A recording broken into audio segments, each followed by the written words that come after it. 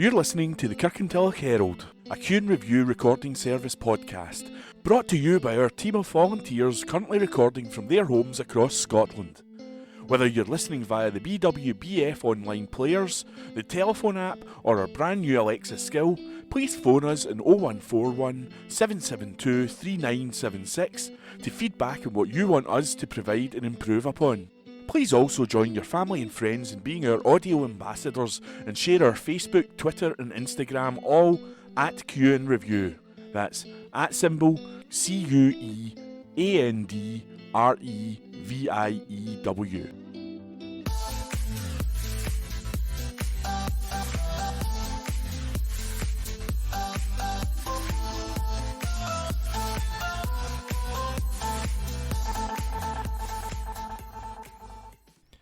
Apprenticeships are in decline.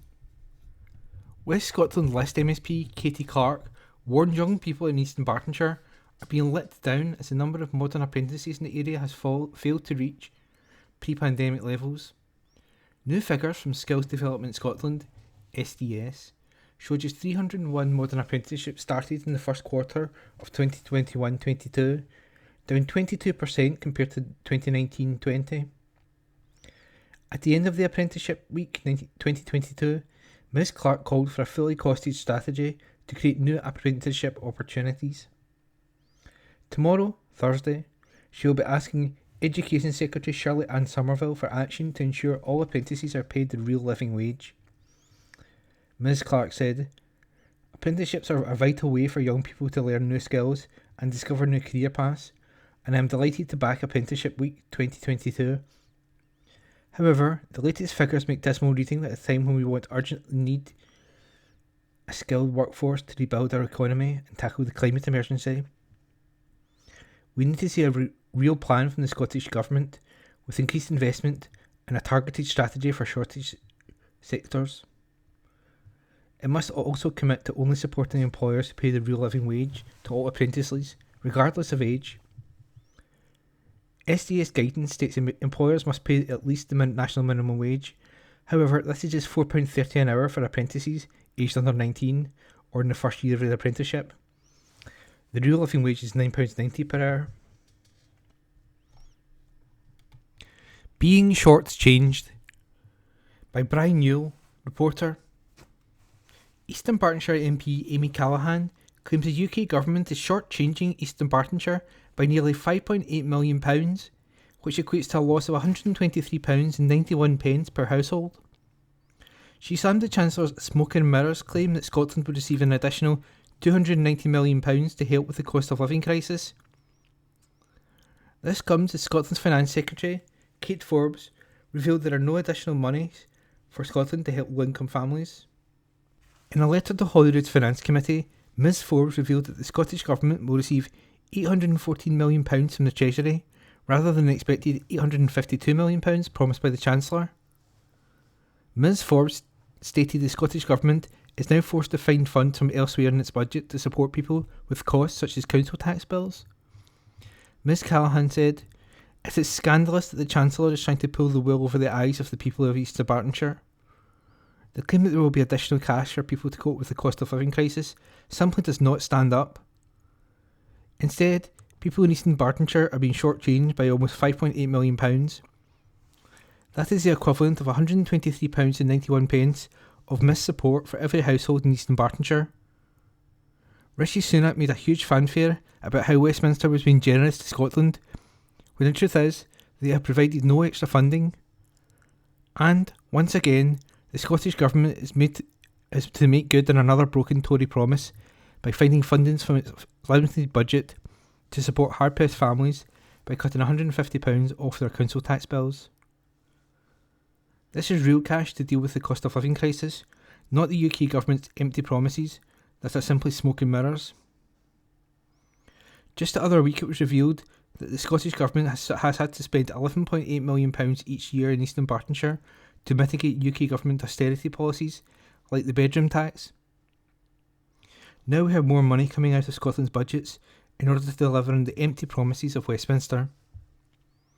And that report was by Brian Newell. Challenges changing. by Liz Gallagher, reporter. Mental health issues are now one of the police's biggest challenges, said Eastern Bartonshire's top cop. Some incidents can take up to 8 hours to deal with, according to Chief Inspector John Mingus. He met recently with the West of Scotland List MSP, Pam Gosel, where they discussed the changing nature of modern policing. A key issue highlighted was how much policing has changed over the years, with there now being a higher emphasis on supporting those dealing with issues such as dementia, depression and other mental health related issues.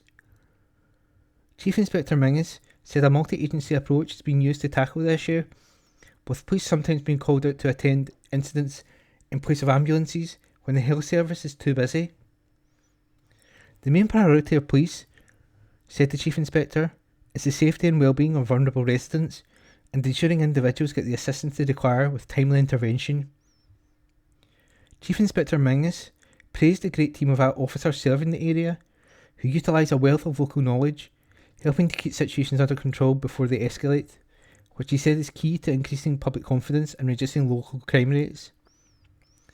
Ms Gosel said, "I'm incredibly grateful to have met with Chief Inspector Mingus alongside other members of the Mulgai community policing team. Their commitment to the local area was clear to see throughout our meeting, and it was of great interest to hear that the changing nature of modern policing.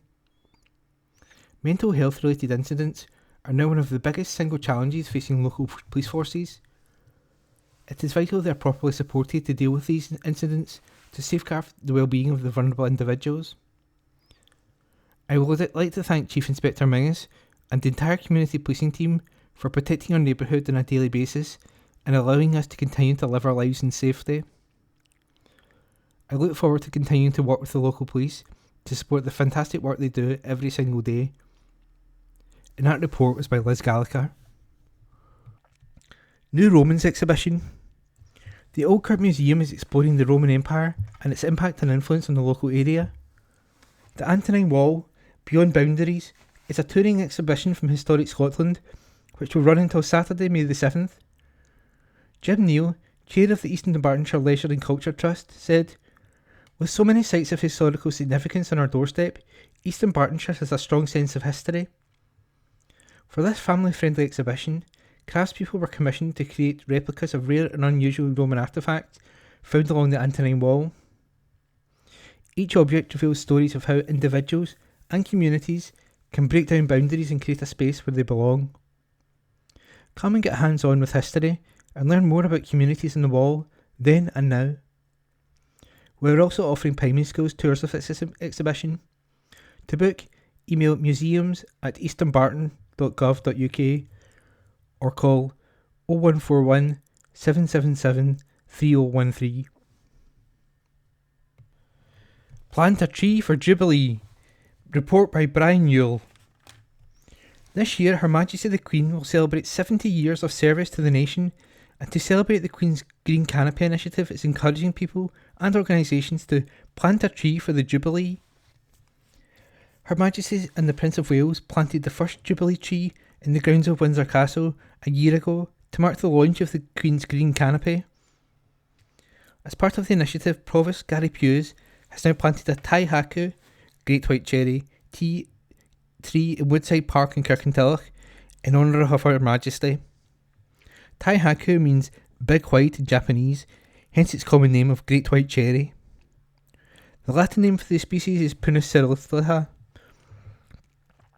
Tai Haku is now extinct in Japan, but has been revived from a single specimen found in a garden in Sussex, England. Provost Hughes said, "The Queen's Green Canopy initiative is a fitting tribute to the Queen, who has championed the protection of trees throughout her reign and planted more than 1,500 trees all over the world. The Great White Cherry tree is a magnificent species which grows to between 5 and 6 metres in height and produces beautiful white flowers in the springtime. With a lifespan of around 30 years, the tree will be a long-standing, sustainable tribute to Her Majesty. So far, over 150 trees have been planted in Scotland, and Provost Hughes hopes more individuals and groups in Eastern Bartonshire will get involved." He continued, "It would be lovely to see so many more trees planted in Eastern Bartonshire as part of the initiative to mark the Platinum Jubilee. The official tree planting season runs out between October and March, but tree planting will commence again in October through to the end of the Jubilee year. Anyone keen to get involved should visit the Queen's Green Canopy website, where there are lots of information on how to take part. As well as inviting the planting of new trees, the Queen's Green Canopy will dedicate the network of 70 ancient woodlands across the United Kingdom and identify 70 ancient trees to celebrate Her Majesty's 70 years of service. For more information, visit queensgreencanopy.org, and that report was by Brian Newell. Playground is made better. Children at St Joseph Primary in Steps now have even more reason to look forward to playtime after an area of the playground was resurfaced, providing more space and opportunities for children to play. Head teacher Brenda McCloskey said, "It's wonderful to see our children enjoying using this extended outdoor space. We have introduced new outdoor activities and have a group of children and staff raising funds and preparing a wide range of experiences which would not have been possible before. Our Parent Council and PTA are also working on plans for our Parent Forum and wider community to work alongside pupils to develop other ways in which the space can be used." Do not raise national insurance. As warnings about the cost of living crisis continue to grow, Strathkelvin and Bearsden MSP Rona Mackay has issued a fresh call for the UK government not to increase national insurance. This comes after reports the Russian invasion of Ukraine is adding pressure to families as the wholesale price of oil and wholesale gas continues to soar. Ms. Mackay said the cost of living crisis is hitting families hard right now, and if reports are right and the UK government refuses to take any proper action to tackle the issue, then it's only going to get worse. Not only is the UK government not providing any measures to support households, but they are breaking their own promises not to increase the rate of national insurance contributions, bravely letting down people who deserve better. Eastern Bartonshire gets A for effort. New research has revealed Eastern Bartonshire is one of the best areas in Scotland for academic performance. International education providers Oxford Summer School analysed exam results data from the Scottish Qualifications Authority for every local authority to rank performances at National 5 and Scottish higher level. Eastern Bartonshire is the second highest achieving area, with an overall average of 55.6% of students achieving an A grade in these exams. This was made up of National 5 A grade, 57.8%, Scottish higher A grade, 56.3%, and Scottish Advanced Higher A grade, 52.7%. East Renfrewshire took top spot with an overall average of 58.2%, while Clackmannanshire was bottom with 37.1% against the national average of 45.8%. Listing of St Rollox by Brian Newell, reporter. The St Rollox Locomotive Works in Springburn could soon be recognised with listed status. Historic Environment Scotland, HES, has announced it is seeking views from the public on proposals to list the former railway work site in Category B due to its special historic and architectural interest. St Rollox Works is significant as a rare surviving example of a later 19th century locomotive works in Scotland, and as the only surviving example in Springburn, which was once a global centre of locomotive construction. Built in 1854 to 56 and enlarged in 1884 to 86, St Rollox Works was the largest and longest operational locomotive manufacture and repair works in Scotland. It played a significant role in the expansion of the railway on the landscape of Scotland and was a major employer in Glasgow. The works closed in 2019. Today, the building retains many features which demonstrate its previous function, including its interconnected workshop design of high-quality ironwork and an intact overhead travelling crane system.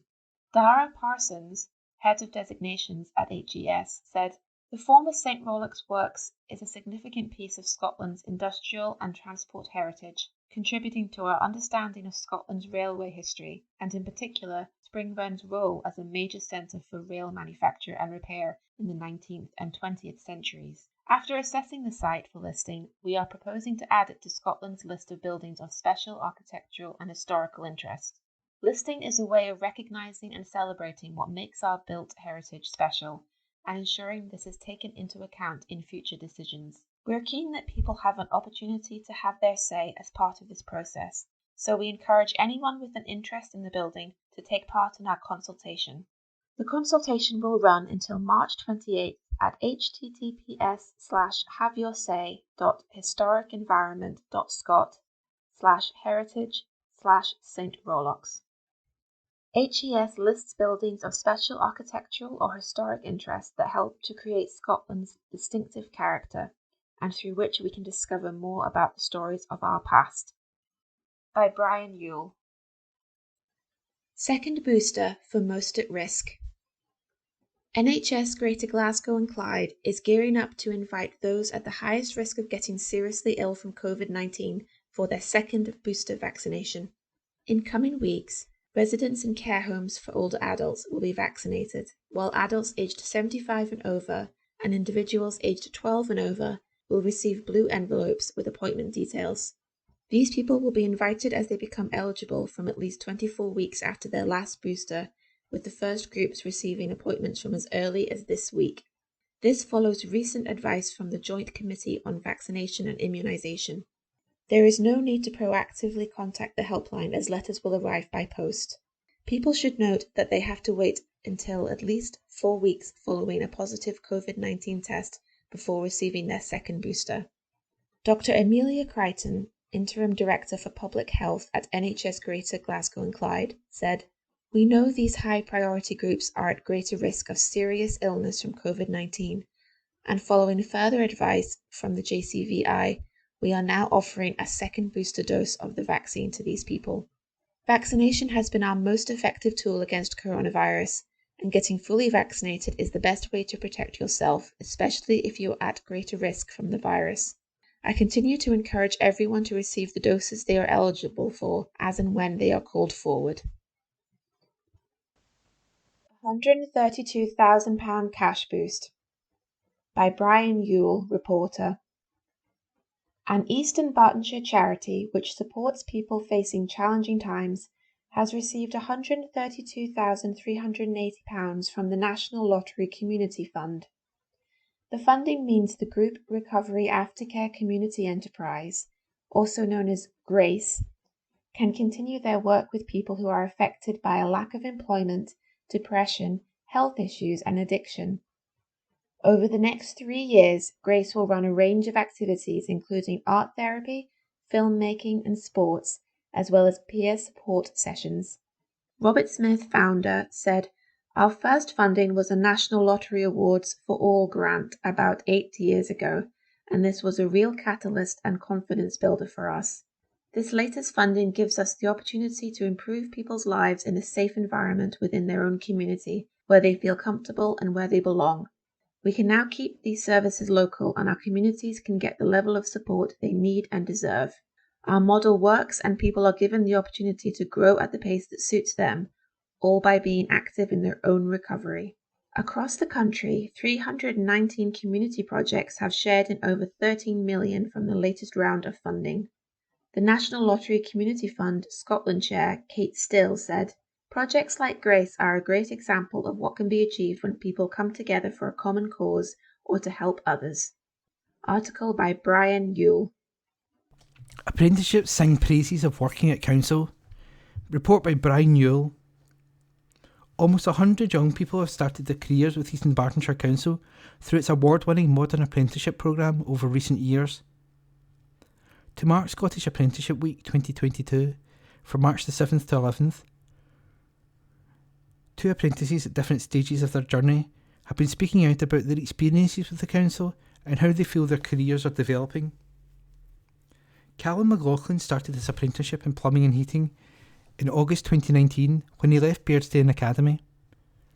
At school, he completed a vocational training programme in building services engineering and is now attending Glasgow Kelvin College. Callum said, "I've never looked back since starting my apprenticeship. The work is varied and I'm going to college to complete my qualifications and learning on the job at the same time. Whilst I was at school, I did a vocational training programme in building services engineering, and I decided then that I wanted to become a plumber. I knew I couldn't sit in an office, that's not for me. I would recommend an apprenticeship to anyone who is about to leave school, who is interested in a career in plumbing or building services engineering. I'm working with a great team, gaining valuable work experience, and I'm thoroughly enjoying it. Ashley is just over 6 months into her business admin apprenticeship, starting with the council during the pandemic and largely working from home. In S5 at Kirkintilloch High, she did the foundation apprenticeship. Ashley said, "I was considering studying business at university when the foundation apprenticeship came along. That convinced me that I wanted real-world experience while gaining qualifications. I've just started an SVQ in business admin at New College, Lanarkshire, and I'm part of the council's election team, getting ready for the local government elections in May. Joining the team while working from home was daunting, but everyone has been lovely and really supportive. The work is interesting and I'm learning so much that I don't think I'd have learned at university. As an apprentice, I'm earning, learning and in further education, a mix of everything you could want all in one.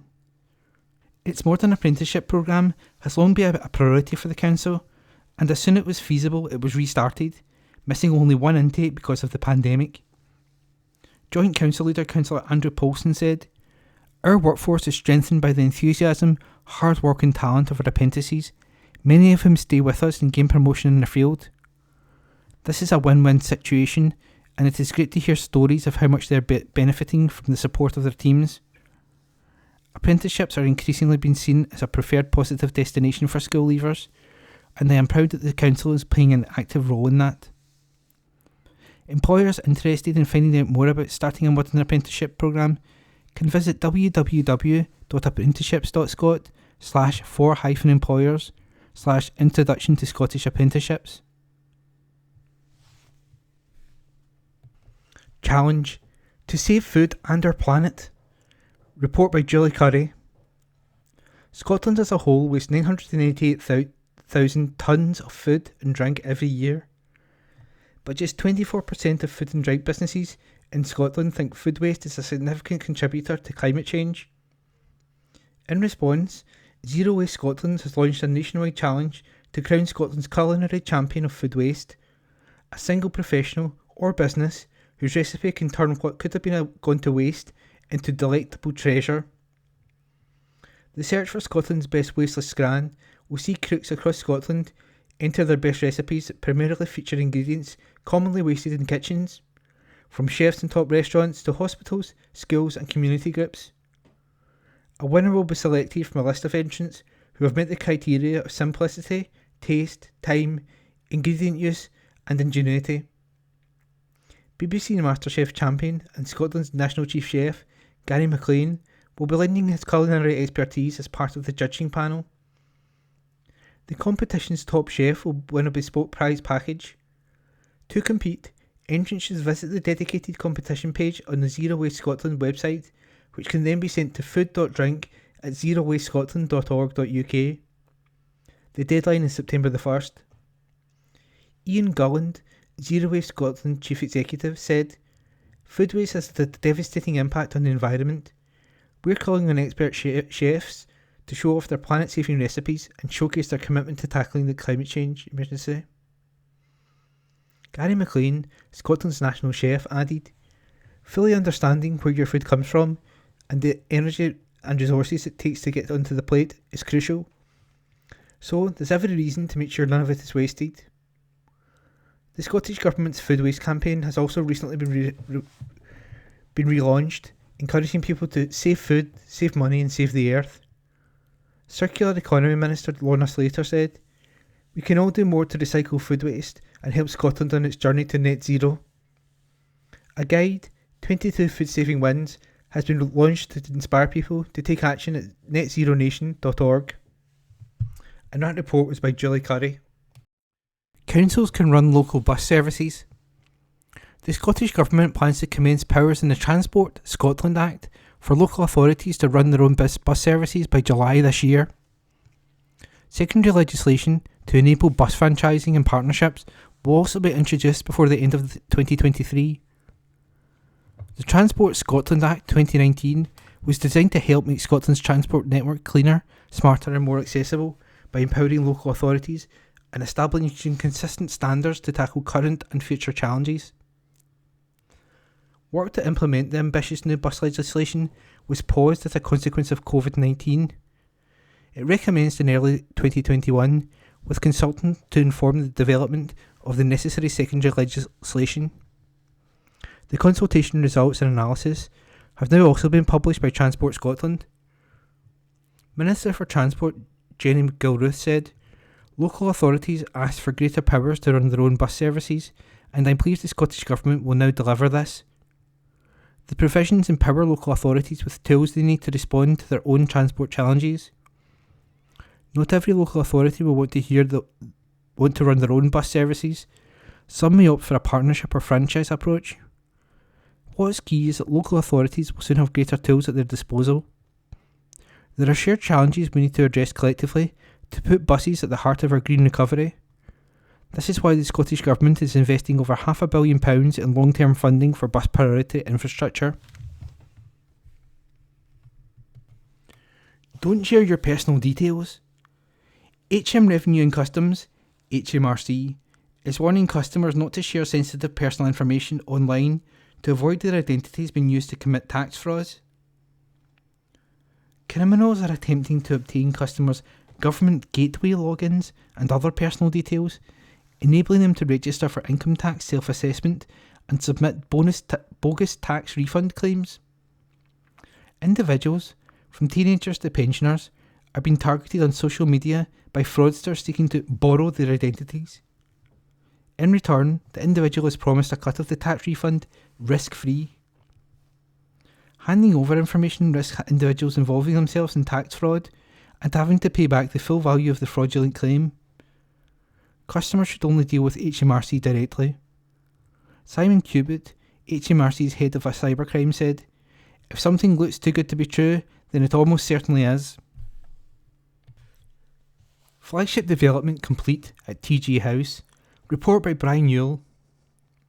The final tenants have now received the keys to their new homes in the flagship new development on the site of the former council HQ in Kirkintilloch.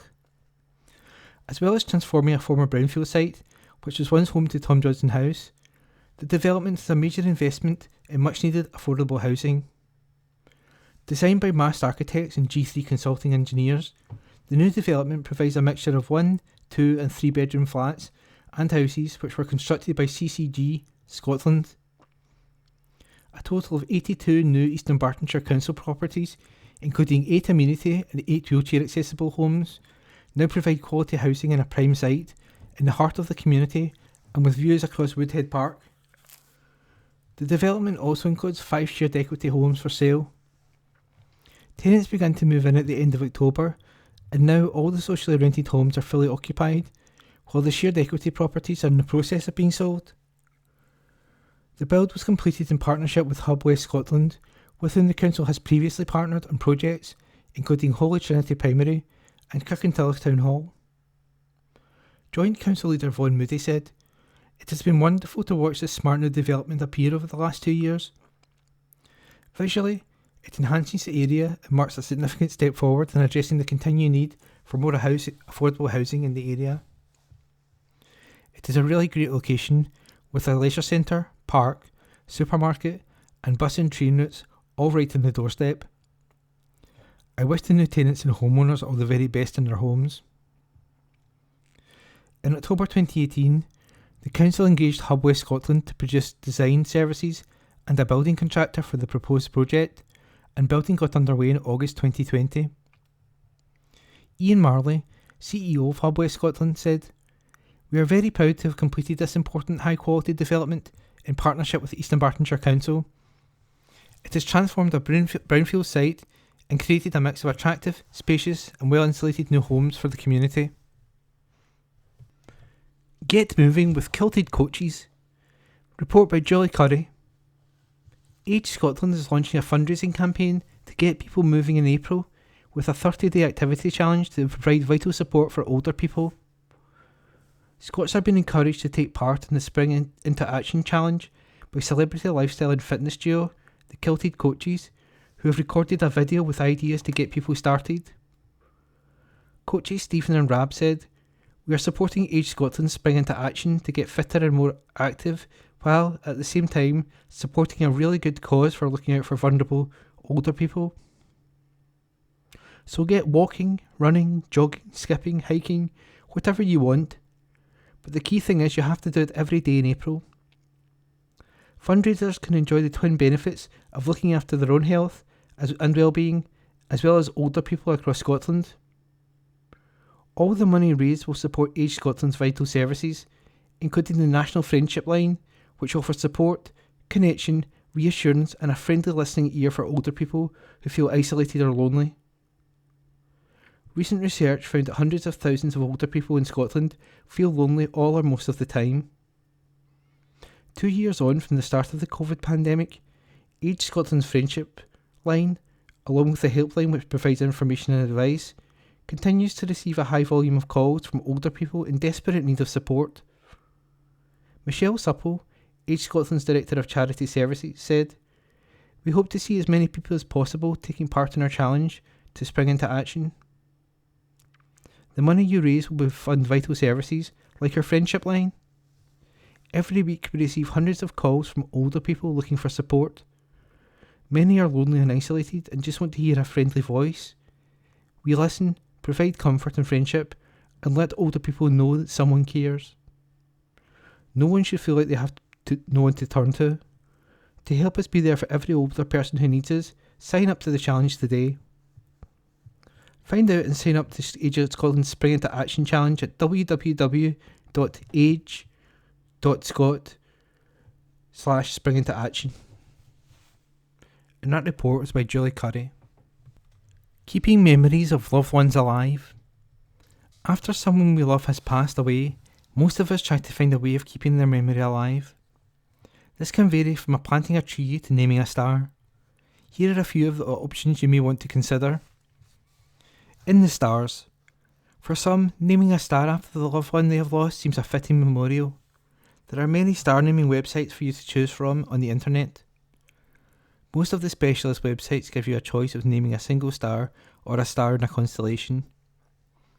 Once you have named your star, you will usually receive a certificate, star chart, and coordinates to help you find it in the night sky. Bereavement box. Creating a memorial keepsake box is a comforting option for many. This box can be filled with special memories you shared with your loved one, perhaps photographs, a favourite piece of jewellery, cards and letters. Memorial boxes are widely available to buy, and many specialist websites also give the option to personalise the box with a name or special verse if you'd like. Open the box whenever you wish and pass it down to your children so that the memories can live on. Rings and things. An item of jewellery can make fitting keepsakes, as most pieces can be worn at all times, and many people say this helps them feel closer to the one they have lost. Maybe you'll choose a piece of jewellery from their own collection, or a personalised piece engraved with their name. Saying thank you. If your loved one was helped or supported by a charity or hospice before they passed away, making a financial donation can help you feel like you're saying thank you and giving something back. This could be a one-off donation, or many offer the option to donate a small monthly amount straight from your bank account. Quiet reflection. Many people who are going through a bereavement say they can want somewhere they can sit and reflect about the one they've lost and relive some of the memories they made together without being disturbed.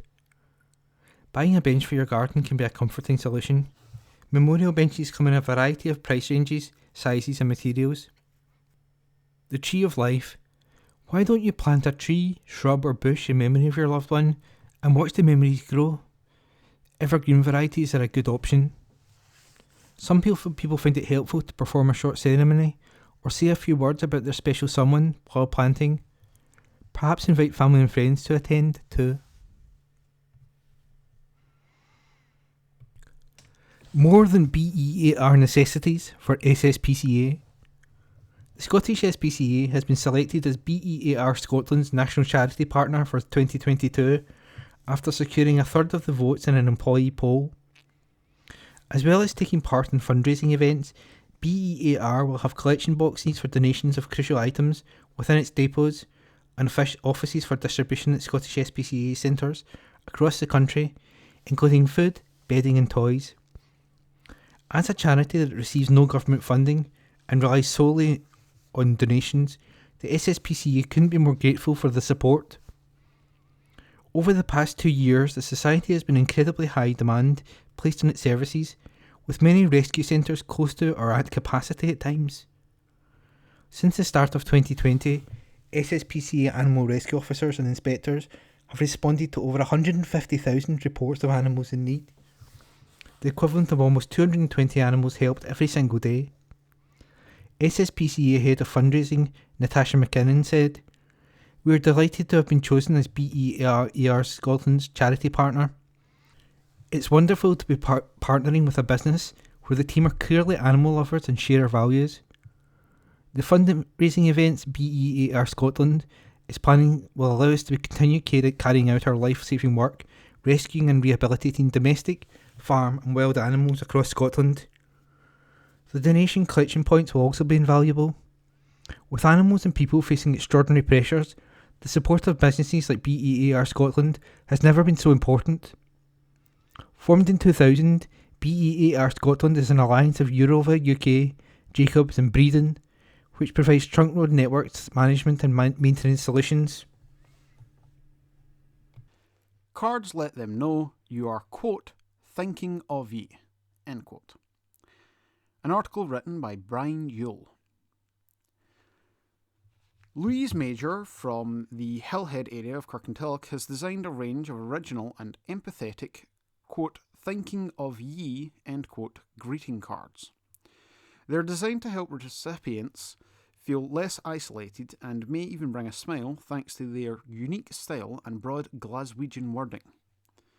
The cards have launched on Louise's majorly crafty social media pages in time for Mothering Sunday, with £1.50 for each card being donated to grief counselling charity Curse Bereavement Care Scotland. Mother's Day can be a tough time for those missing their mums and who have suffered the loss of a child, and it can sometimes be hard to find the right words to say. So Louise decided to put her love of poetry and her design skills to use and create cards to help people to reach out to others. The idea developed into a, quote, thinking of ye range that extends to other occasions and would also help raise funds for the bereavement charity. Louise said, quote, sometimes the worry is if we bring it up, it might lead to upsetting or challenging emotions.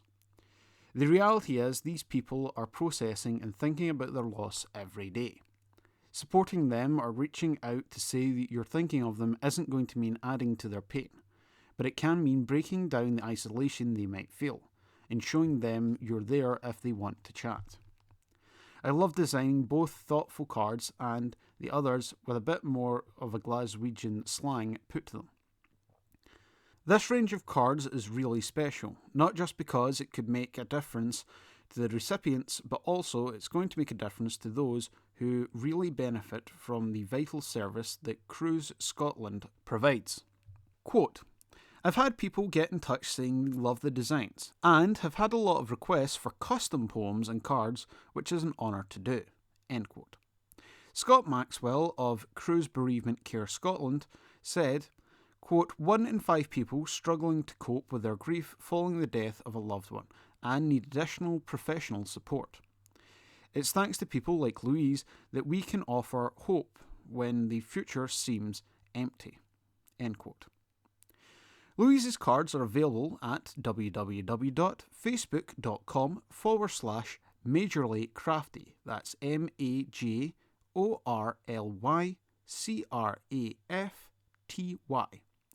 And for information about the charity, visit www.cruisescotland.org.uk. That's CRUSESCOTLAND. Charity marks 2 milestones. An article by Julie Curry. It is 30 years since Children's Hospice across Scotland, better known as CHAS, began helping families whose children have life-limiting conditions. In the years since, it has helped hundreds of families across Scotland make the most of the time they have with their children.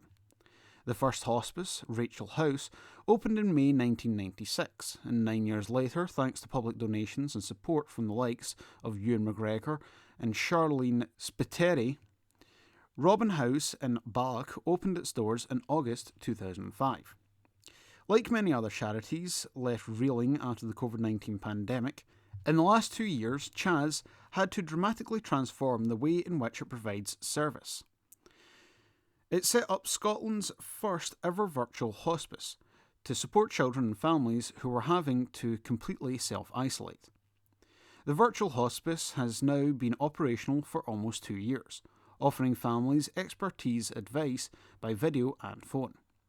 Chaz family support teams also offer an expanding range of interactive activities, art clubs, storytelling, and conference calls to children and parents, with more in the pipeline. Now the charity is taking stock of its 30 years, with a little help from one of the first families to use Rachel House all those years ago.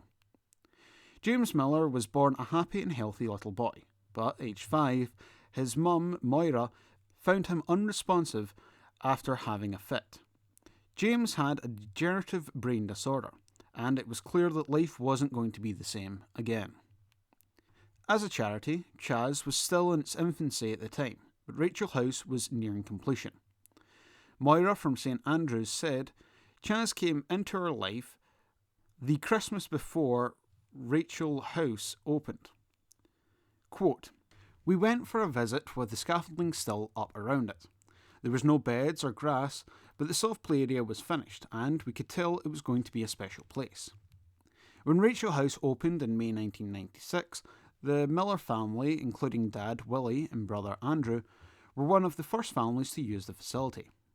Moira said, quote, the care from Chaz was second to none. We all went on to stay at Rachel House many times.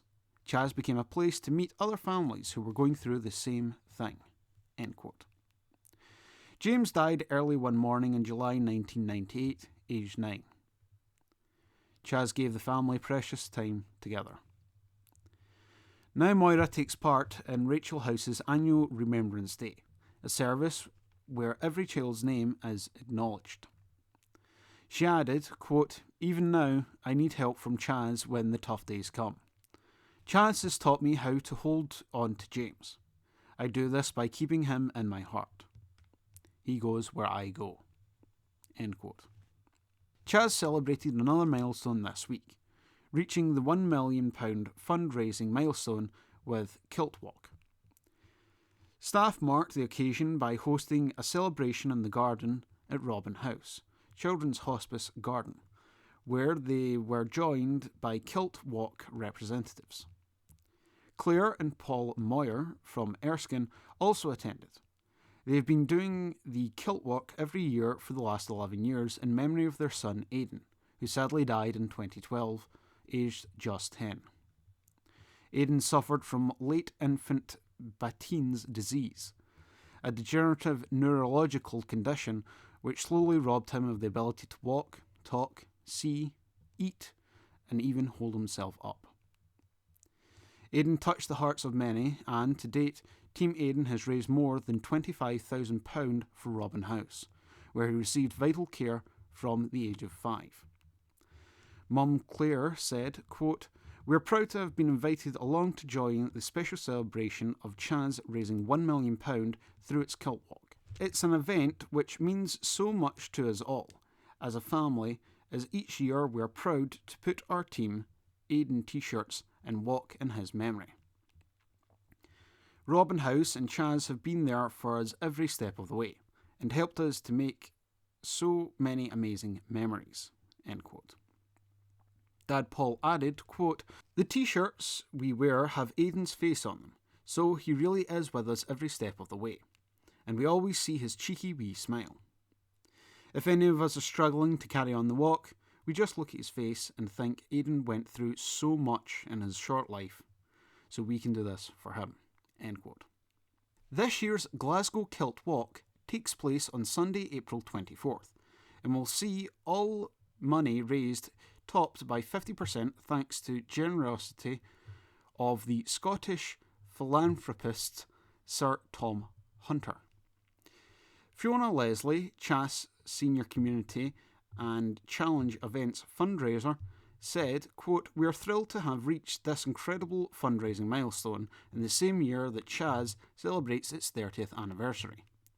The Kilt Walk helps so many causes all over Scotland, and we are proud to continue to work in partnership with this fantastic charity.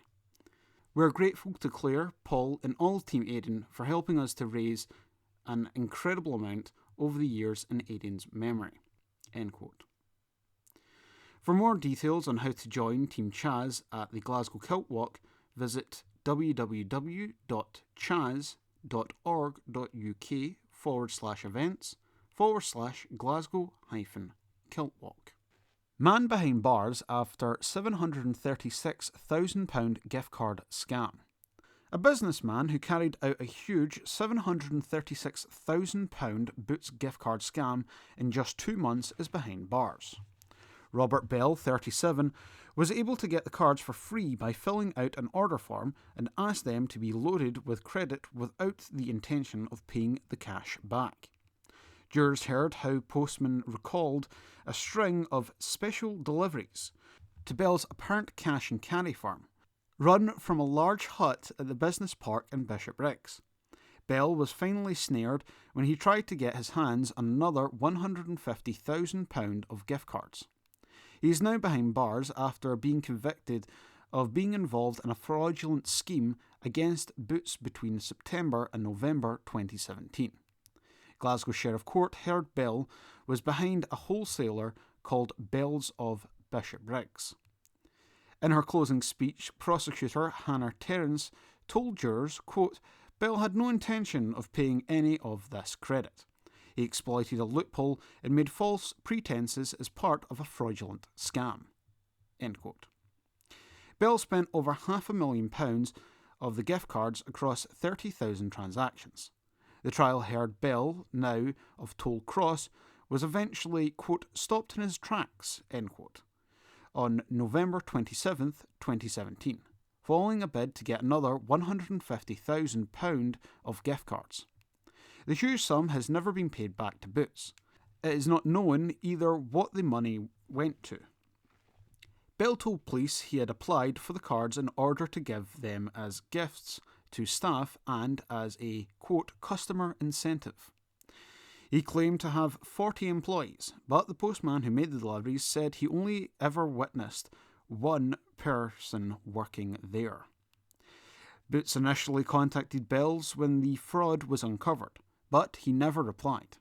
The company was able to cancel the rest of the cards due to their unique serial numbers. David Adams, defending, told jurors that Bell was unaware about the system error at Boots. He added, quote, "This was not a crime. Boots allowed him to do this due to an error on their part. His business had cash flow problems. His customers were not paying him and he could not pay the suppliers, one of which was Boots." End quote. Sheriff Paul Reid reprimanded Bell in custody as sentencing was deferred for reports. Need to rethink on telegraph poles. An article written by Brian Yule.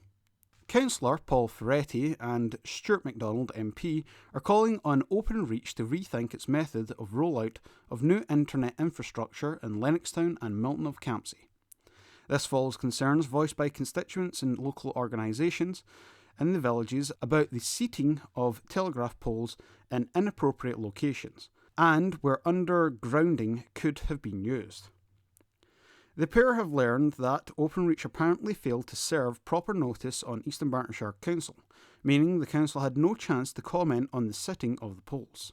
For that reason, they have made representations to Openreach to reconsider the seating of poles that have been drawn to their attention and look again at undergrounding. Bishopbriggs North and Campsie councillor Paul Ferretti said, quote, "I have learned that Openreach have made a crucial communication error when attempting to notify the council of their plans to put up new poles. This means that an important part of the scrutiny process was missed. Openreach's goals are, of course, to be welcomed, and it is important that both Lennoxtown and Milton of Campsie have access to higher quality and fast broadband service. However, it is important now for Openreach to work with the Council to reconsider undergrounding some parts of the network, particularly in areas where local concerns have been raised." End quote. Cumbernauld Kilsyth and Kirkintilloch East MP Stuart MacDonald MP said, quote, "I know many residents are unhappy with the seating of some of the telegraph poles in the villages. Given the mistake that was made in not notifying the council of where these would be seated, it is imperative now that Openreach now engage with the council and with local people and address these concerns." End quote. Openreach spokesperson said, quote, "To support the local rollout of ultrafast broadband, which has now reached almost 3,000 homes and businesses, we submitted permitted rights notifications in good faith. It's become apparent those requests were not received, due to an administrative error. As soon as we became aware of this, action was taken. We're working closely with the Eastern Bartonshire Council to ensure the correct permissions are retrospectively put in place, and to resolve any concerns or issues around the seating of individual poles as quickly as possible, so we can continue to meet local demand for broadband." Recent research by Centre for Economics and Business Research estimating connecting everyone in Scotland to full fibre would create a £2 billion boost to the economy. From the Kirkintilloch Herald, Wednesday the 16th of March 2022, from the District News section, Church News. Home Church, Scotland, Lammermuir Road, Kirkintilloch, G66 2AB. The Lord himself will lead you and be with you. He will not fail you or abandon you, so do not lose courage or be afraid. Deuteronomy 31 verse 8. Home Church welcomes you to any of our Sunday services and midweek activities as follows: 9:30am, communion; 10am, prayer time; 10:30am, fellowship, tea and coffee available; 11am, worship service in Children's Church, followed by tea and coffee. The main service at 11am is online and in person. One church, Home Church, 4 locations, soon to be 5. Kirkintilloch, North Coast, Northern Ireland, Stornoway and online. A church for all ages. A new location is opening in Glasgow on Sunday, April the 3rd. Various study groups for all ages are on Wednesdays in the church at 6:30pm for families with children, and also at 7:30pm for everyone else. Also, Zoom meetings for those who live at a distance. Sing for Ukraine concert is on March the 26th at Home Church. See Facebook and Instagram for up-to-date information. Kirkintilloch Church of God. The usual Sunday Good News service at Regent Hall, Regent Street, remains cancelled for the time being. We are still continuing our Zoom services on Sunday evenings at 6:30pm. The speaker this Sunday will be Michael Johnson. A warm invitation to everyone who is able to go on Zoom. Access details for the streaming can be found by emailing hello@regenthall.org. Come to Coffee Corner on Wednesday from noon to 2pm for home baking and coffee. COVID safe measures are in place. For up-to-date and further information, visit our website on www.regenthall.org.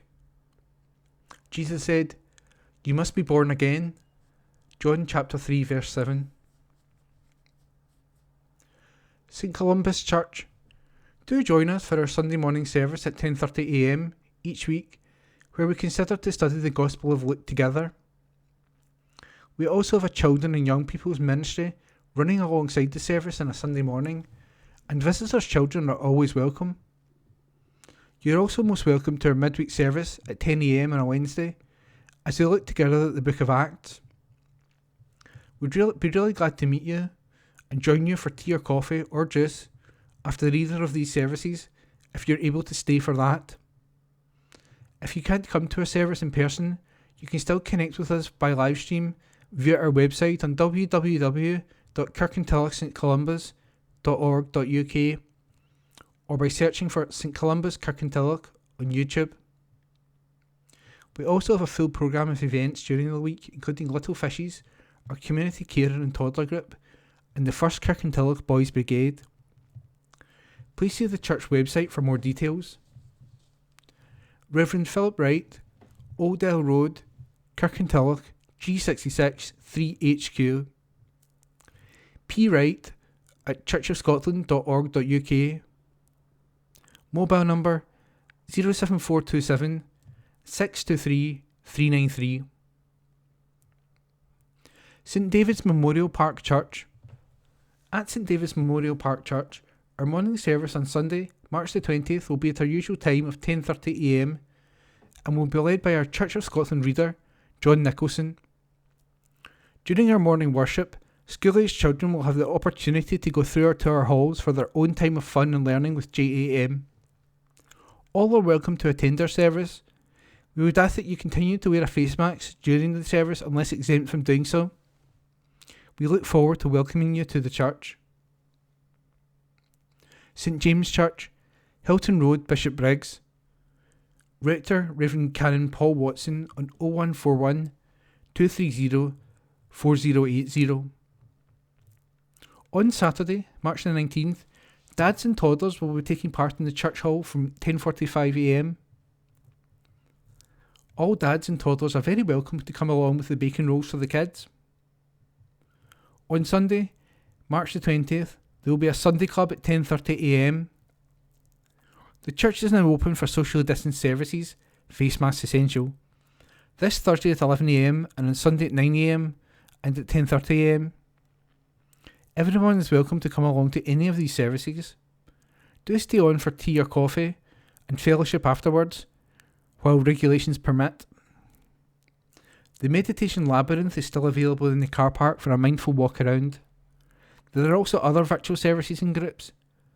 For up-to-date and further information, refer to our social media, Facebook, St James the Less Bishopbriggs, website www.stjamesbishopbriggs.org.uk. Colston Well Park Church. A warm welcome to our morning service this Sunday at 11am, led by Reverend Leslie Grieve. Tea and coffee will be served at the hall after the service. The Colston Art Club continues every Monday from 10am to 1pm and is open to all who enjoy any form of art and good company. The food bank remains open every Monday and Friday from 2pm to 4pm, and a special thanks to all who contribute to this very worthwhile cause. The Bible study is today, Wednesday, March 16th at 7:30pm in the church hall. All church organisations and groups are working hard to return to normal activities as soon as possible. Catch our church services on Facebook at Colston Well Park Parish Church. For further information on our church activities, etc., contact Leslie Grieve on 07813 255 052. Lenzie Union Parish Church. Sunday worship on Sunday, March the 20th, will be led by Mr George Kelly at 11am in the church. Young people are also welcome to Lighthouse and Bible class. A live stream of the service is available on YouTube via our website. Tea and coffee may be served in the hall after the Sunday service. Sunday chat is at 12:30pm on Zoom. The Meeting Place Coffee Shop is open on Wednesdays 10am to 11:30am in the new hall. Meet your friends and enjoy a chat over a cup of tea or coffee. Everyone, from the very young to the young at heart, is welcome to join us, where we also have a good selection of greetings cards and second-hand books for sale. Youth Cafe is open for young people in S1 to S6 every Thursday from 3:45 to 5pm. Games, chats, snacks and activities. The Coffee Pot is open on Fridays at 10am until 11:30am in the new hall for teas, coffee and chat. The Guild are holding their closing meeting on Monday, March the 21st at 2pm in the new hall, when Reverend Barbara O'Donnell's talk will be Laughter is the Best Medicine, followed by afternoon tea. At all events, face coverings are required unless exempt, and test and protect details collected. Kenmure Parish Church. A warm welcome is extended to Reverend John Campbell to lead us in the third Sunday in Lent service at 11 a.m.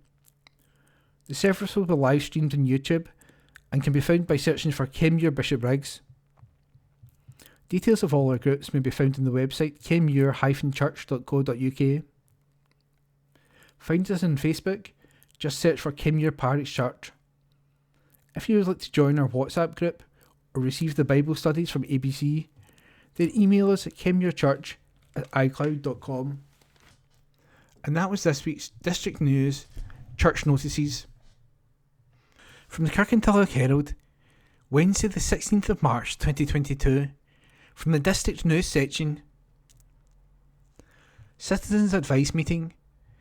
East Northamptonshire Citizens Advice Bureau give notice of their virtual annual general and public meeting to be held on Wednesday, March the 30th at 2 p.m. Please contact us on 0141 775 3220 or by email bureau@eastnorthamptonshire. Please contact us on 0141 775 3220 or by email bureau@eastnorthamptonshire@casonline.org.uk to receive the Zoom meeting link. Nominations to the Trustee Board from interested parties welcomed. Scottish Registered Charity SC0 23348. Can you help Blue Jack? Blue Jack has been cared for by the Scottish SPSA Edinburgh and Lothians Animal Rescue and Rehoming Centre. He is a loving, friendly boy. He gets on well with his human friends, but he is not fond of other dogs. Blue Jack knows some basic training commands, but can become overexcited and boisterous. He would like an owner with the knowledge and time to commit to furthering his training. Blue Jack would love to have a fully enclosed garden. His bouncy and sometimes boisterous nature would suit an adult-only home where he can be the centre of attention. If you can help, please apply via the Scottish SPSA website www.scottishspsa.org. Antiquaries Society. Kirkintilloch and District Society of Antiquaries has held its first live meeting for 2 years. More than 50 people were in attendance in the Park Centre for a joint meeting with Kirkintilloch Soroptimists on the subject of an appreciation of Beatrice Clugson. The speakers were Jenny Bergen from the Soroptimists and Don Martin from the Antiquaries, who gave well-illustrated talks that painted a vivid picture of an extraordinary woman who achieved great advances in social welfare at a time when there was almost no state provision. Beatrice was born in 1827 into a philanthropic and religious family, and these principles guided her life. She founded the Dorcas Society, which is still going today, in 1864, to provide support to the families of people in prison or hospital, and set up hospitals and convalescent homes in Dunoon, Lenzie and Broomhill in Kirkintilloch in the 1870s. She lived in Moncrief Avenue in Lenzie and attended St David's at Lenzie Union Churches. A devout Christian, Beatrice was a formidable organiser and fundraiser, involving the wives and daughters of her contacts in charitable causes, and was described as a leader of ladies. Beatrice died in 1888 and was buried in the Old Isle Cemetery. She was highly regarded in her time, and a large stone memorial with a bronze plaque inlay by a famous sculptor was erected over her grave. Sadly, the memorial was vandalised and the plaque stolen some years ago. The Soroptimists lead a campaign to have the memorial restored, and East Northamptonshire Council has recently agreed to do so in the spring. The Soroptimists have published a pamphlet with a walk describing locations relating to Beatrice and her fundraising activities. She was also described as the Queen of Bazaars, are described in an article in the current edition of Scottish Local History magazine. Broomhill Hospital closed in 1995 and has since been demolished, and the site developed for housing as Beatrice Meadows, including Clugson Crescent. The meeting was dedicated to the memory of Susan Ross of the Antiquaries and Alice Mackenzie of the Sauroptimus, who both passed away in 2021. The Antiquaries are holding a special meeting as part of Local History Month on Wednesday, March the 23rd at 2 p.m. in the Park Centre, 45 Kerr Street, Kirkintilloch. Tommy Lawton of the Forth and Clyde Canal Society will give a talk on the Forth and Clyde Canal, past, present and future. Booking is required for this event. Please send an email with your name, contact details and number of people in your party to kdasantiquaries@gmail.com in advance of the meeting. Support for Malawi. Hundreds of thousands of people in Malawi who have been displaced by severe flooding as a result of Tropical Storm Anna are to receive financial support from the Scottish Government. The £400,000 will go to the British Red Cross as part of the Storm Anna emergency appeal to support the Malawi Red Cross, as well as meeting the immediate needs of families affected by the disaster. The organisation is supporting communities to rebuild their homes and livelihoods, as well as helping to improve resilience against future disasters. The region has been struck repeatedly by severe storms and cyclones in recent years, taking lives and destroying homes and crops.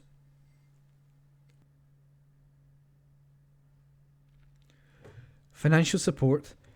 Support has been expanded to improve the energy efficiency of homes and tackle energy costs. In response to the cost of living crisis, 3 key Scottish Government energy efficiency and heat programmes will be boosted from April.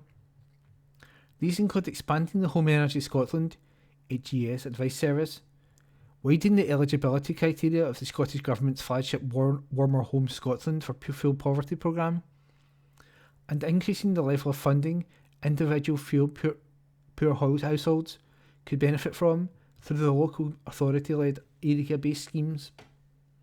More than £160 million of funding is being invested this year to help make Scotland's homes and buildings warmer and more efficient, supporting efforts to tackle fuel poverty, while helping households to manage their energy bills and reduce carbon emissions.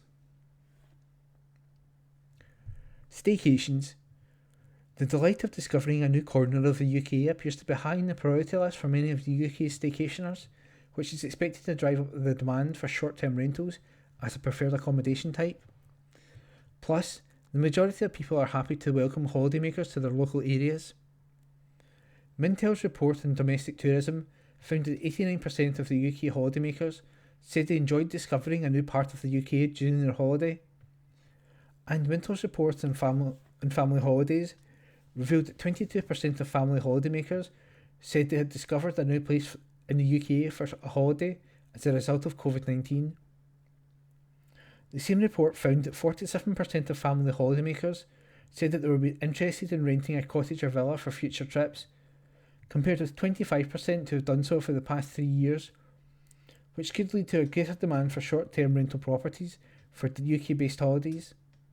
Mintel's domestic tourism report found that 72% of adults were happy for holidaymakers to stay in their locality. View from Holyrood. Local businesses show the way to go. By Rona Mackay, MSP. We are living through dark days indeed, as we strive to live with COVID-19, which, as we know, has not gone away, and are now witnessing the horror of the war in Ukraine. The heartbreaking scenes of families being torn apart, and mothers trying to protect children and elderly parents from bombs as they flee from their homes, is hard to comprehend. The man causing this misery, Vladimir Putin, appears to be holding the world to ransom with his indefensible aggressive actions. But, as we watch helplessly, once again community groups, churches, businesses and individual families through Eastern Bartonshire are doing us proud as they mobilise efforts to send supplies and humanitarian aid to the people of Ukraine. I am in awe of how quickly people are pitching in to help. We know that many families locally, indeed throughout Scotland, would welcome refugees into their homes, but immigration power is devolved to the UK government, and they simply must do more to cut the red tape. The Scottish Government will continue to press for this. It is incredible that, unlike EU countries, Those bureaucratic barriers exist when people are so desperate. Locally, I've been enjoying visits in the constituency again. Last week, during Scottish Apprenticeship Week, I visited Lullaby Lane Nursery to present a certificate to Chloe Winning, who recently completed her apprenticeship, SVQ, in Social Services, Children and Young People, SCQF Level 7, at the nursery. There are 16 modern apprentices in training with the company, who also have a facility in Mulgai. With a previous Modern Apprenticeship of the Year winner coming from the Bearsden site, Lullaby are nominated this year for SME Employer of the Year for the Scottish Apprenticeship Awards. 2 other employees are previous winners of the Apprenticeship of the Year award. A fantastic company with a wonderful ethos. My colleague Amy Callaghan MP and I had an interesting meeting with the drivers of the Kirkintilloch BID initiative, a process which would benefit retailers and residents in the town if adopted, just as the one in Mulgai has done. I will report on the progress of this, as I believe it would be fantastic if Kirkintilloch could become a successful BID town. And that was a view from Holyrood by Rona Mackay, MSP. And that was this week's District News from the Kirkintilloch Herald. From the Kirkintilloch Herald, dated Wednesday, the 16th of March 2022. From the letters page, let's talk. Decisions are in best interest of Scotland. Sir, Finlay Craig, last week's letters, believes that the First Minister is the most dangerous woman in the country. Does he think the same of every leader in the Commonwealth and in Europe? Is New Zealand's Prime Minister, Jacinda Ardern, dangerous because she's focusing on the country's child poverty, social inequality and housing crisis? The Republic of Ireland's Taoiseach, Michael Martin, has already made the decision to give shelter to several thousand Ukrainian refugees. As of today, the UK has granted 300 visas. No, Mr. Craig, these people are not dangerous. They are leaders, like the First Minister, making decisions in the best interest of their countries. Presumably he also thinks Westminster and Tory politicians should continue to be allowed to make dreadful economic decisions for Scotland, to drag us out of the single market, and to prevent hard-working Europeans from coming to fill essential jobs in the NHS. Scotland is an exporting powerhouse. In 2018 we exported goods worth £16.1 billion to the EU, but in the last year, exports to the EU have fallen by 14%, the highest fall in the UK, meaning, as was predicted, that Scotland would suffer badly from a hard Brexit. This means businesses in Scotland are suffering unnecessarily from Conservative policies, despite us voting overwhelmingly against them in every election in Scotland since 1955. Northern Ireland, with its special 100-year history, was allowed to stay in the EU. But all Scotland deserves in this union is to do as we are told, no matter how appalling the outcome. Surely Scotland should be like every other country in the world and be allowed to make its own decisions. Yours, etc., Chris Lofthouse, address supplied. Any help for OAPs on breadline? Sir, I read an article in last week's Herald that the government is helping families. But what about pensioners? There are OAPs living on the breadline, but we are not being offered help, considering that council tax and rents are going up, and some supermarkets have already been putting up prices. Yours, etc., Betty, Kirkintilloch.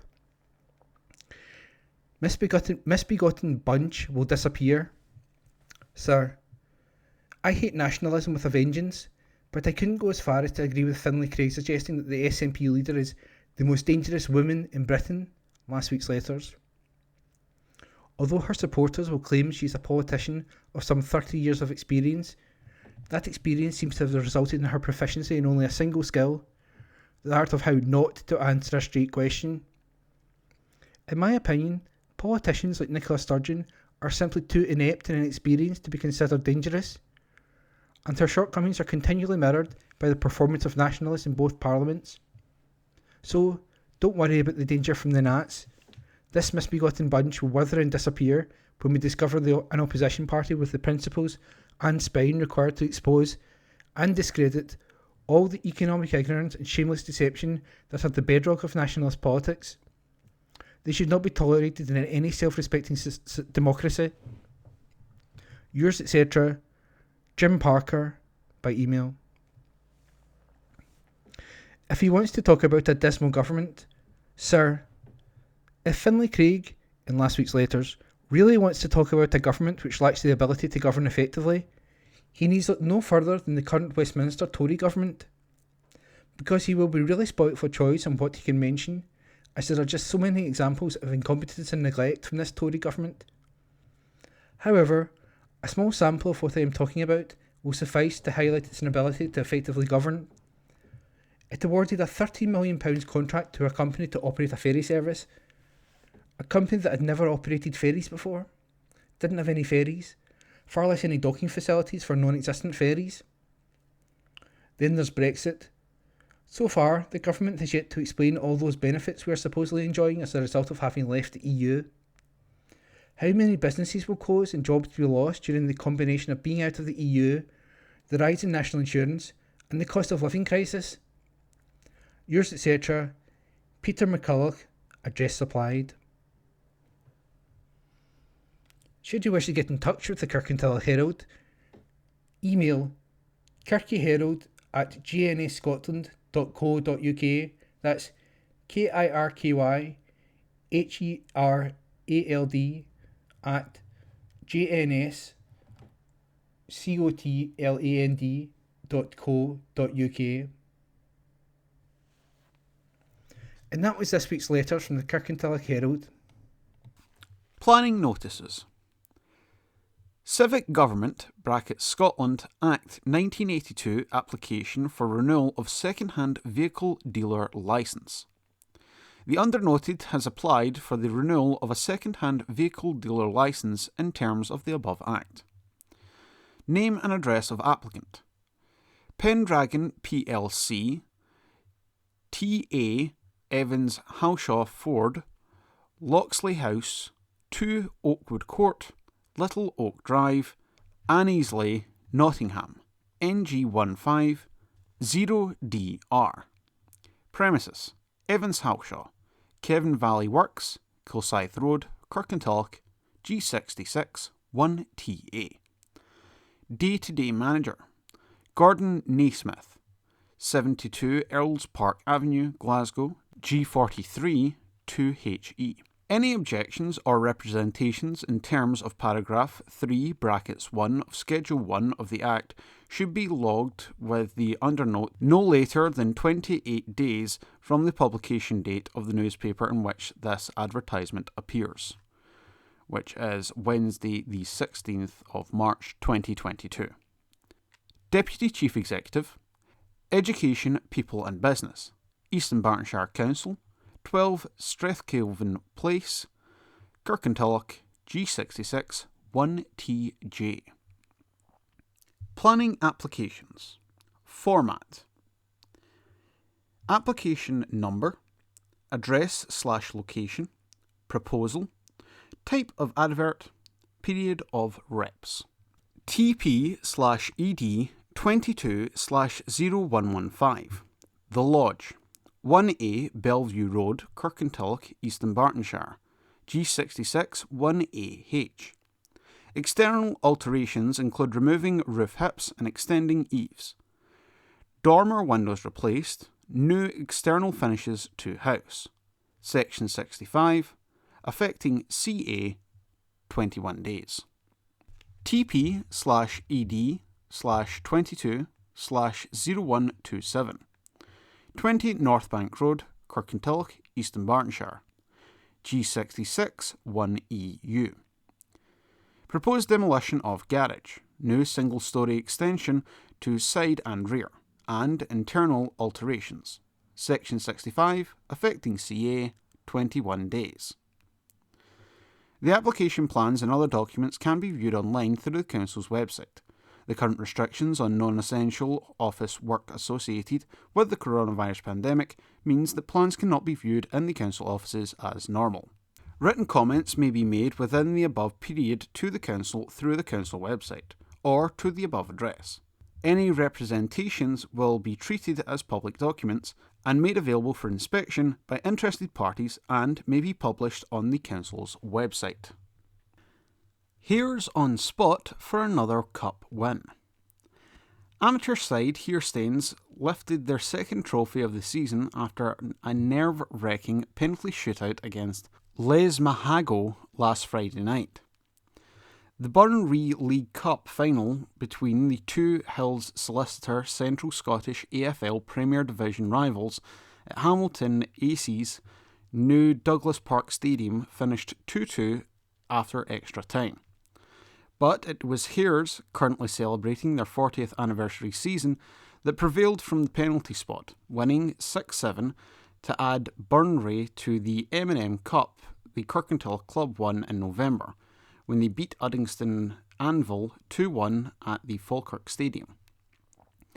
A crowd of 446 saw Hears twice come from behind in an entertaining final. The South Lanarkshire side led at the break after Cameron Ballantyne fired them in front in the 26th minute. However, it took Hears just 3 minutes of the second half to level through Jonathan Black. There was no further scoring in normal time, but 5 minutes into the additional half hour, Ross Miller put Les Mahago back in front. Once more, Hearstains responded, and Black was on target again 8 minutes later to restore parity before they took the trophy on the penalty decider. Manager Michael Oliver praised his players for their fighting spirit. He tweeted, quote, "Questions have been asked about this group in recent weeks, and they were answered last night. To come from behind twice in a cup final, and once in extra time, tells you all you need to know about their character." Maxwell Hale's Cup Tie Heroes, an article written by Ian McLean. Kirkintilloch Rob Roy boss Stuart Maxwell was full of praise this week for his young side after they stormed into the last four of the Scottish Junior Cup. Rob Roy are just one match away from their first Scottish final since 1977, after thumping Arthule 4-1 on Saturday's quarter-final at Kilsyth. Rabs, who last won the trophy 60 years ago, now face record winners Auchinleck Talbot in the semi-final at a neutral venue next month.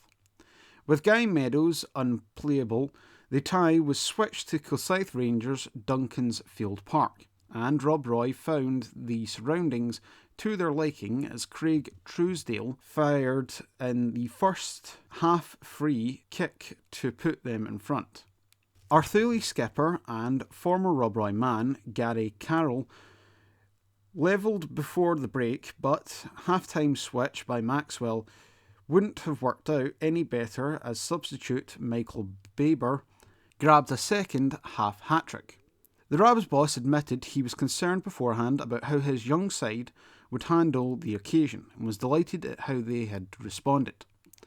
He said, quote, "That was my worry, what Rob Roy comes out. We've been in this movie a few times, in the quarter-finals, and not quite performed, with more experienced players and let ourselves down. Going in with a young, inexperienced side, we started really well, and Craig Truesdale scored a magnificent free kick, and we looked flowing and expansive going forward, and they couldn't cope with us. In the first 20 minutes, we should have been 3 up, but they made a slight tweak to their formation and scrapped their way back into the game, and for a 20-minute spell, they were the better side. But we kicked on again, and Michael Baber showed he can be a big game player with a brilliant hat-trick. For the inexperienced of our squad, we were terrific. In the end, I thought they got off lately at 4-1 with the chances we created. But at the end of the day, it's a cup tie. It doesn't matter if it's 1-0 or 10-0. It's about going through, and I was delighted for everyone connected with the club. We've obviously got the toughest draw, but at Rob Roy, we don't do anything easy. Auchinleck will be overwhelming favourites, but they will be very wary of us, because we've already turned them over this year. Rallying call from Rab's boss. Rob Roy manager Stuart Maxwell has issued a renewed plea to the people in Kirkintilloch to show their support for efforts to bring the club back to the town. A rally will be held outside the town hall on Saturday as part of efforts to end an 8-year exile in Cumbernauld and move into the new Kirkintilloch Sports Complex being developed by Eastern Bartonshire Council. Maxwell, expected to address the rally, is on record as warning that the club could fold if they don't get back to Kirkintilloch, and has already collected over 2,000 signatures on a petition to bring the club back home. He said, quote, "I'm asking for people to come out and support us, and believe in an institution that has been part of your town's history for 100 plus years. We've definitely raised awareness over the past few weeks since starting the petition, and have had a lot of engagement with MSPs who are telling us positive things, but for me, it's easy to talk. We need to put that into action. You're only asking for people on Saturday morning to give half an hour of their time to come down. We're a big town, a big community, and to ask for a few hundred people to come out and support us is not a big ask. Come along, do your bit to give your support and enjoy the rest of your Saturday, and then go up the road knowing you've done your bit to save an institution which is part of your town's history." End quote. Supporters of the campaign are asked to meet outside the Regent Gardens Medical Centre at 11 a.m. 8 minutes later, when he volleyed in a Craig McGregor cross. The match looked like it was heading for a penalty shootout decider, but that late goal earned Petershill victory and a place in the last four. Petershill returned to WSFL Conference C duty on Saturday at Vale of Clyde, looking to extend their current club record run of 15 successful league wins. Rossvale. Rossvale are still battling to beat the drop from the WOSFL Premier Division, after twice coming behind for 2-1 wins. The victories at Petershill Park over Cumbernauld United last Wednesday and Hurlford United last Saturday moved Vale to within a point of safety, but the Bishopbriggs outfit have played substantially more games than all their regulation rivals. Del McNabb and Jordan Logan in the last minute got the goals against Cumbernauld, while McNabb and Dylan Young were on target against Hurlsford. Rossvale's next two games are also at home, against Rutherglen Cairn on Saturday and Darville next Wednesday, March 23rd.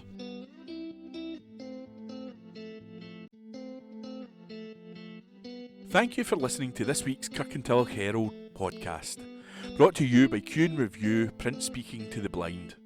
If you've any feedback, you're welcome to call us on 0141 772 3976. If you enjoyed this recording, feel free to subscribe to our channel.